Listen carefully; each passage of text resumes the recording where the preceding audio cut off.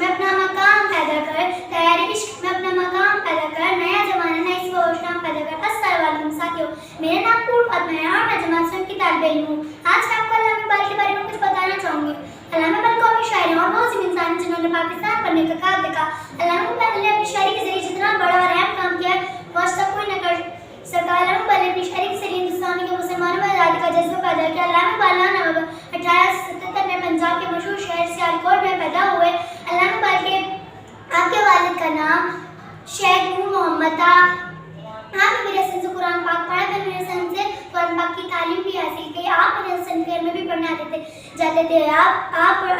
आपको पढ़ाई का बहुत शौक था।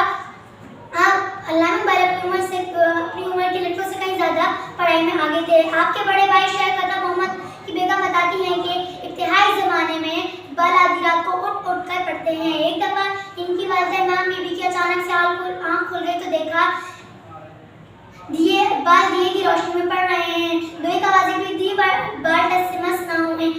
फिर इन्होंने शामों से पकड़ के लाया और कहा, इकबाल इस वक्त आधी रात को क्या पढ़ रहे हो, सो जाओ सुबह उठ कर पढ़ लेना। इकबाल जमाई और कहा सोता हूँ।